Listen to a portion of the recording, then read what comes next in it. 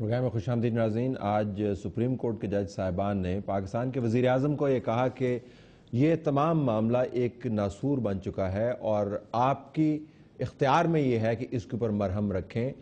ہم اس ملک کو پھلتا پھولتا ہوا دیکھا چاہتے ہیں۔ یہ معاملہ اتنا کمپلیکس نہیں ہے، آپ نے صرف آتھرائز کرنا ہے۔ ہمارا مقصد اپنے آرڈر کی امپلیمنٹیشن ہے، آپ کر دیں۔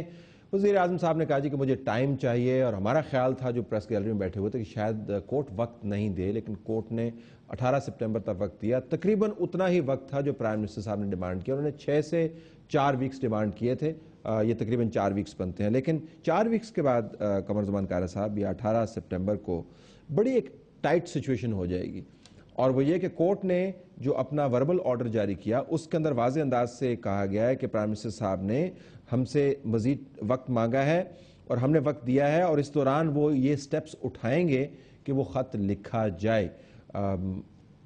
اب آپ نے کوئی تیاری کی ہے خط لکھا جائے؟ کیونکہ اس میں سے کوئی بریدر وہ نہیں ہے کہ جی ہمیں مزید ٹائم مل گیا۔ اب جو پائپ لائن ہے بہت چھوٹی، اب خط کی طرف ہی جا رہا ہے سارا معاملہ، ادھر لکھنا ہے، وہ سینٹنس دینا ہے اپنے کورٹ کو۔ طلعت صاحب، میں تو وقت کی بات ہی نہیں کر رہا، میں تو اس وقت کو مانی خیر سمجھ نہیں رہا کہ کوئی بڑی اچیومنٹ ہو گئی ہے، بڑے دن مل گئے، یہ تو ایشو نہیں ہے۔ تو پھر کیا کریں گے؟ میرے لیے تو ایشو نہیں ہے۔ فاسٹ فارورڈ کر دیتے ہیں، فاسٹ فارورڈ 18 ستمبر کیا کریں گے؟ 18 ستمبر کیا؟ جہاں تک تعلق اس بات کا ہے، آج ہی وزیر اعظم صاحب عدالت میں پیش ہوئے ہیں، آج ہی بھی دن ملے ہیں، اور انہوں نے کہا ہے کہ میں اپنی لیگل ٹیم کے ساتھ، اپنے الائز کے ساتھ کنسلٹ کر کے میں اس طرف جاؤں گا، میں کوشش کروں گا کہ جلد از جلد یہ معاملہ ریزالو ہو۔ تو یہ معاملہ تو ابھی it's too early to say anything. نہیں، it's not too early.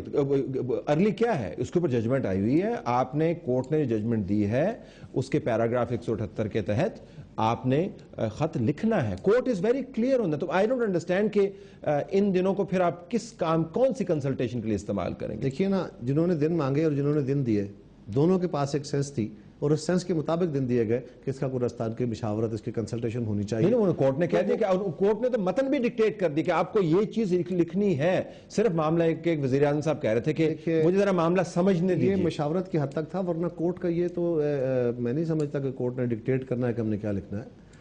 Court نے اپنا ایک ججمنٹ دی ہے، اور اس کی بھی اپنا ایک بیک گراؤنڈ ہے۔ یقیناً جتنے باقی دن ہیں، ان دنوں میں مشاورت کر کے لیگل ایشوز کو کس چیز کی مشاورت کریں؟ کیا مشاورت کریں؟ لیکن اب میں تو یہ تو وزیر اعظم صاحب نے کرنی ہے۔ آپ کیبنٹ کے ممبر ہیں نا جی؟ میں بالکل کیبنٹ کے ممبر ہوں، بٹ میں ان کو اسپوکس مین بھی ہوں گورنمنٹ کا، لیکن ایون دین آج ہی انہوں نے ٹائم مانگا ہے، اور آج تو میں یہی جاننا چاہتا ہوں کہ یہ ٹائم جو ہے، اور آپ نے صحیح فرمایا کہ یہ ٹائم جو ہے بے معنی بحث ہے کہ ٹائم کی اہمیت کیا ہے۔ تو پھر سر انہوں نے ٹائم مانگا ہے، وہ اپنے الائز کے ساتھ مشورہ کر کے کیا مشورہ کریں؟ اس مسئلے کو حل کرنے کی کوشش۔ مسئلہ حل نہیں، آپ نے خط لکھنا ہے۔ مسئلہ کوئی نہیں ہے، مسئلہ ہی ہے نا جی۔ کیا مسئلہ ہے؟ یہ مسئلہ ہی ہے نا۔ دیکھیں نا طلعت صاحب، ایک وزیر اعظم اس ملک کا elected, unanimously elected prime minister اپنے گھر چلا گیا، تو نہ گھر جاتا، کیا نہ کنٹیمپٹ کرتا تو نہ گھر تو انہوں نے جاتا؟ کوئی کنٹیمپٹ نہیں کی، وہ تو کہتے ہیں، اور ان کے وکیل آج بھی کہتے ہیں، چودھری اعتزاز حسن صاحب، وہ کہتے ہیں کورٹ کا فیصلہ جو تھا وہ غیر آئینی تھا۔ تو اعتزاز صاحب کچھ بھی کہہ سکتے ہیں، وکیل ہیں اعتزاز صاحب دیکھیں پاکستان کے بہت بڑا نام ہے، جہاں بیٹھے طلعت صاحب ایک بات سنیے، اسی عدالت کے اندر بیٹھے ہوئے کافی جج صاحب ان کے شاگرد بھی ہیں، چلے بہرحال وہ الگ بات ہے۔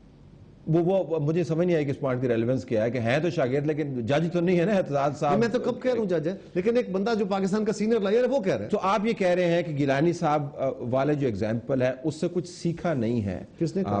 آپ نے کچھ نہیں سیکھا نا؟ پھر دیکھیں نا، بات یہ ہے فیصلہ میں نے نہیں کرنا طلعت صاحب، آپ مجھ سے فیصلہ مانگ رہے ہیں، آپ مجھ سے فیصلہ مانگ رہے ہیں، جو بھی ہماری لیگل ٹیم نے اپنا جواب دینا ہے وہ تو کورٹ میں جا کے عمل درآمد مانگے، کورٹ آپ سے عمل درآمد مانگے۔ ہم صرف یہ کہہ رہے ہیں، وہ عمل درآمد پاکستان، ہم آپ سے کہہ رہے ہیں کہ کورٹ کی بات سنیے، 18 سپٹمبر تک کیوں لٹکاتے ہیں؟ لکھ دیجئے خط، کیا مسئلہ ہے؟ لیکن آپ نہیں لکھیں گے۔ نہیں طلعت صاحب، گزارش یہ ہے کہ یہ بات، اس معاملے کا فیصلہ کہ خط کیا لکھنا ہے کس طرح کا لکھنا ہے، میں تو نہیں کروں گا نا، لیگل ٹیم کرے گی نا۔ اب آپ مجھ سے لا منسٹر کا سوال پوچھ لے یا کنسلٹیشن کے لیے جو آپ تو کہہ رہے ہیں خط لکھ سکتے ہی نہیں ہے۔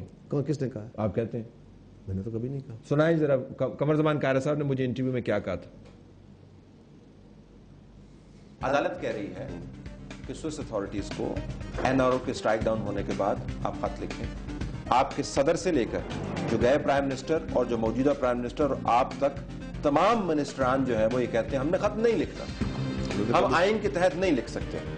نہیں لکھنا جو ہے وہ بات یہ ہے کہ میں آپ کی بات نہیں مانتا، درست بھی یا نہیں مانتا، نہیں لکھ سکتے۔ یہ ہے کہ میرے ہاتھ بندھے ہیں، اس کی سزا مجھے جو بھی دے دیں، میرے ہاتھ بندھے ہیں، میں آئین کا تابع ہوں۔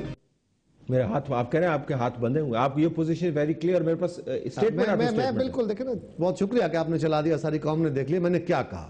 اس کے آگے بھی اگر چلا دے سارا تو اس کا ایک پورا ریفرنس یہ تھا کہ گیلانی صاحب کی ڈسمسل کے بعد مجھ سے یہ سوال آپ نے پروگرام میں کیا, تو میں نے یہاں پہ یہ بات بھی کہی تھی اور میں نے کئی پروگرامز میں کہا ہے کہ گیلانی صاحب کے وکیل چودھری اعتزاز احسن صاحب نے باقاعدہ عدالت کے اندر یہ بات کہی کہ ہم خط نہ لکھنے کی بات نہیں کر رہے, ہم یہ نہیں کہہ رہے کہ خط نہیں لکھیں گے, ہم یہ کہہ رہے ہیں کہ اس وقت کیونکہ صدر پاکستان کو استثناء ہے اور آصف زرداری صاحب صدر ہے, لہٰذا جب تک وہ صدر ہیں خط نہیں لکھا جا سکتا. اعزاز صاحب نے استثناء کبھی آرگو نہیں کیا کورٹ کے سامنے, اپنے شاگردوں کے سامنے کورٹ کے سامنے آرگو نہیں کیا. کا ایشو باقاعدہ بڑے زور سے انہوں نے عدالت کے اندر کیا, آرگو نہیں کیا, بڑے زور سے آرگو کیا, بڑے زور سے. اگر آرگو کیا اور اس گھنٹوں نہیں دنوں آرگو کیا. اٹارنی جنرل صاحب نے بھی یہ نقطہ اٹھایا لیکن اس کو آرگو نہیں کیا. اچھا اگر ایک منٹ ٹھہر جائیے نا, یہ بڑا اہم ایشو ہے.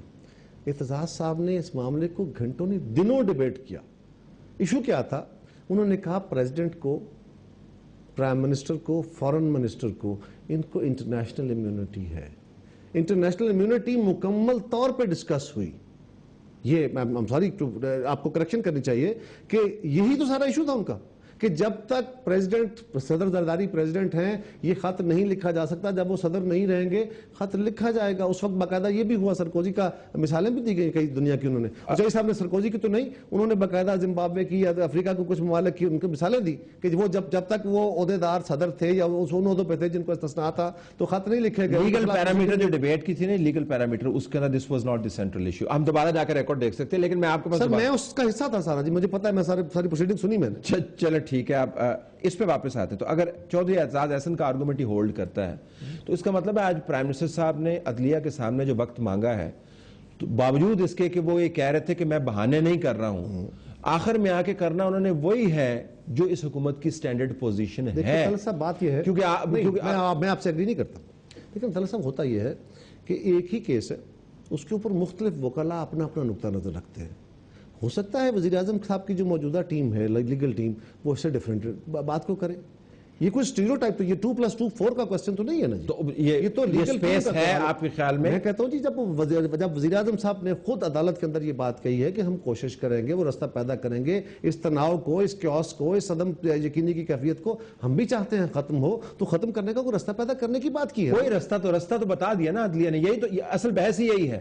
آپ ایک نیا رستہ تلاش کرنے کی کوشش کر رہے ہیں. نیا رستہ دیکھیں نا, عدلیہ نے عدالت نے یہ بات خود کہی کہ جی کوئی درمیانی رستہ بھی نکالنے. عدالت نے کہا جی کہ آپ اتھورائزیشن دے دیں, ہم آپ کو فیسیلیٹیٹ کریں. اتھورائزیشن کی بات بھی چلے ہوئی ہے کہ یہ خط لکھ دیں, لیکن اس سے پہلی آتھورائز کریں کہ آپ لاء منسٹر صاحب خط لکھ دیں. طلعت صاحب اس سے پہلی تاریخ پہ باقاعدہ یہ بات بھی ہوئی کہ کوئی مڈل وے بھی نکال لیں.